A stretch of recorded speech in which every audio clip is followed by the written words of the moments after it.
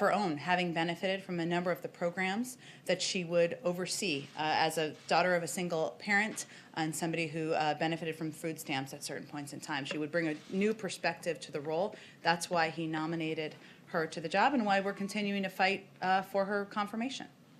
On the 50 millionth shot this afternoon, is the White House able to say where and when that shot was administered, what state, even some characteristics about who may have received it? Yeah, it's a great question. I think the challenge is that we get data in from so many different sources on a daily basis, from states, from pharmacies, from mass vaccination sites, that we hit that point, hit the 50 millionth shot sometime yesterday, if not a little bit before, but we can't fine tune exactly the person who hit that point, hit that shot.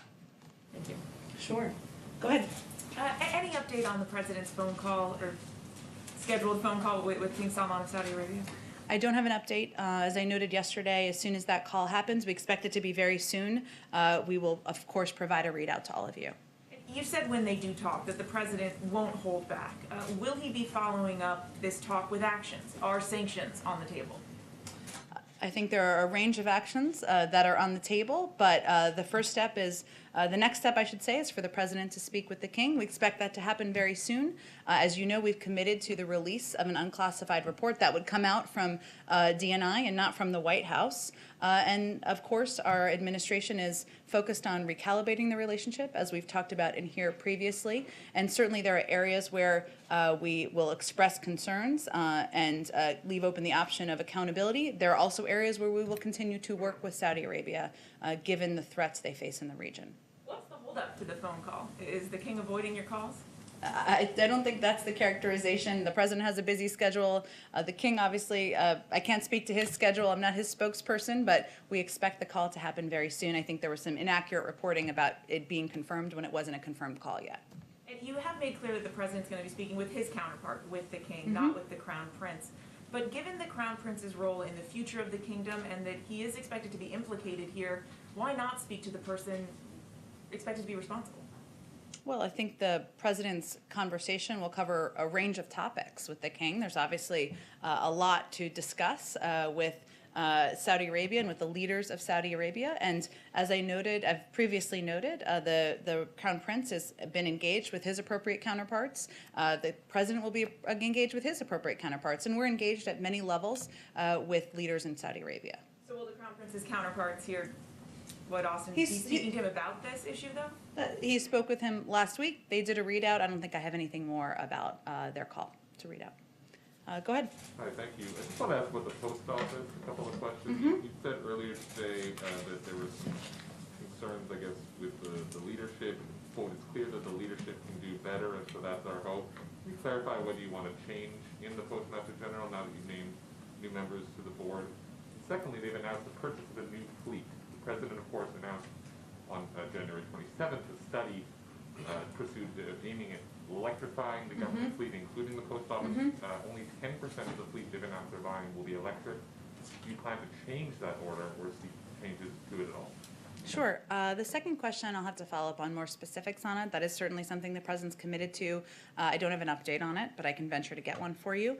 On the first question, some people may not be following this as closely as you and I have, so let me just give a little more context. Of course, the president is committed to the Postal Service's success, which is why yesterday he nominated 3 extremely qualified individuals to fill the empty spots on the Board of Governors, Anton Hajar, Amber McReynolds, and Ron Stroman.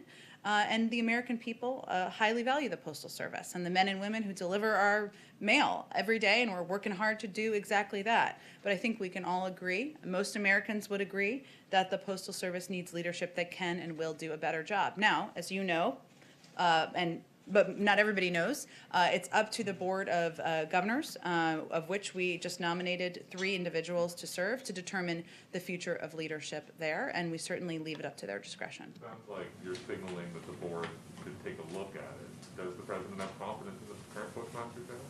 I think the president is certainly familiar with the process. He believes the leadership can do better, and we're eager to have the Board of Governors in place. A slightly separate subject. You may have seen that GameStop is spiking again, as are similar stocks or stomps, dare I call them. Do you have views on whether the SEC or the administration, the Treasury Secretary will weigh in if we continue to see these sort of meme stocks fluctuating and spiking like this? Well, as you know, the SEC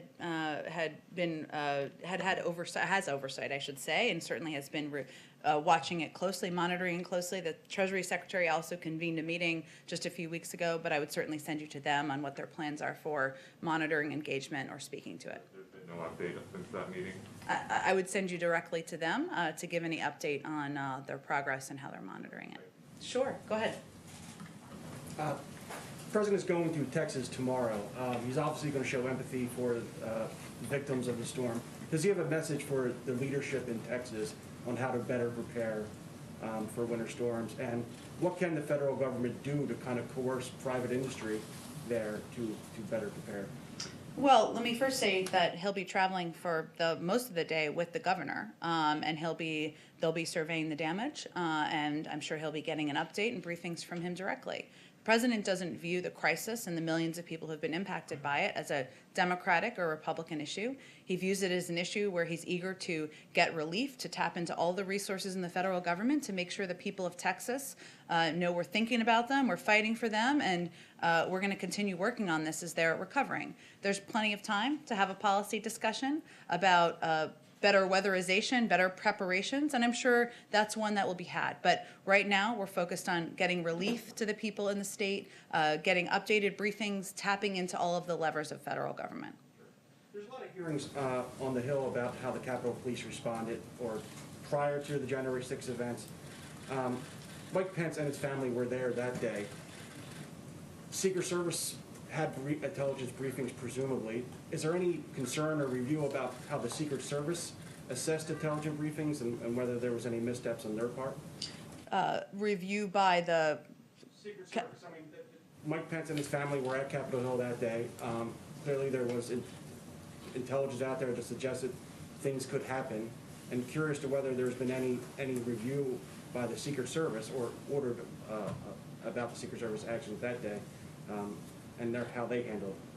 I'd encourage you to reach out to the leadership of the Secret Service to get a further comment on it.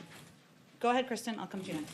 Thank you, Jen. A little bit of housekeeping, a follow-up Okay. on the Texas questions, if I could. Will President Biden invite Senator Cruz and Cornyn to Texas with him to travel on Air Force One?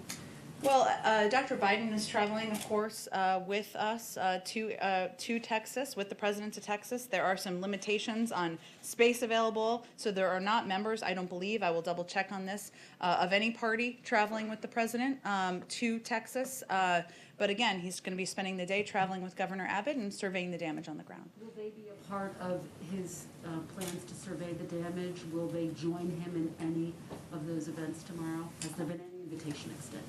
I'm happy to follow up on it for you, Kristen, but I'm not aware of their plans to participate in the events tomorrow, but I can check. Okay, I want to ask you about the uptick in migrants at the border. Some members of the Democratic Party are displeased with the way the administration is handling children who are being held at the border. Alexandria Ocasio-Cortez tweeted this, quote, "This is not okay, never has been okay, never will be okay, no matter the administration or party." Is this a failure on the part of this administration? Well, first, I can't speak to what this is that is being referred to. Children in these detention facilities. Well, at the that's border. not what's happening. And, you know, we will be doing some briefings, of course, with members of Congress. But what is happening now is there are children fleeing prosecution, fleeing threats in their own countries, traveling on their own, unaccompanied, to the border.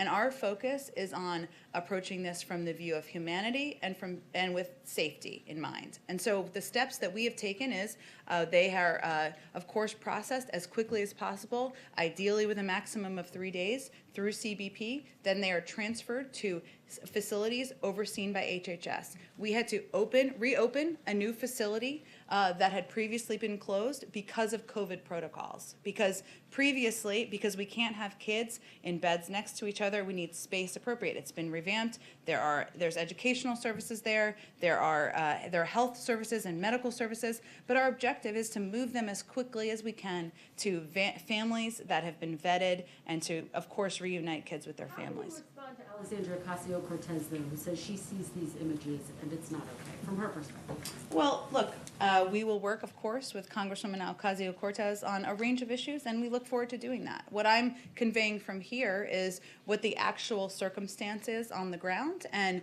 the tough choice that we have had to make. There are only a couple of options here. So either we send kids back to a very dangerous journey back to their countries. That's not a good option. I don't think anyone would support that option. We send them to families that have not been vetted. We've seen challenges with that in the past where kids have then been trafficked. That is not a good option in our view. Our best option in our view is to get these kids processed through HHS facilities where there are COVID protocols in place, where they are safe, where they can have access to educational and medical care. There are very few good options here, and we chose the one we thought was best. And I just want to ask you about CPAC. I know you got some questions about this yesterday. If I could try again, based on our reporting, former President Trump is going to be talking about President Biden's immigration policies. He will point to the uptick in migrants coming to the U.S. How is the administration planning to respond? Well, we're not looking to former President Trump. Our focus is certainly not what on President Trump. Thank you, Jen. The head of Cuomo is being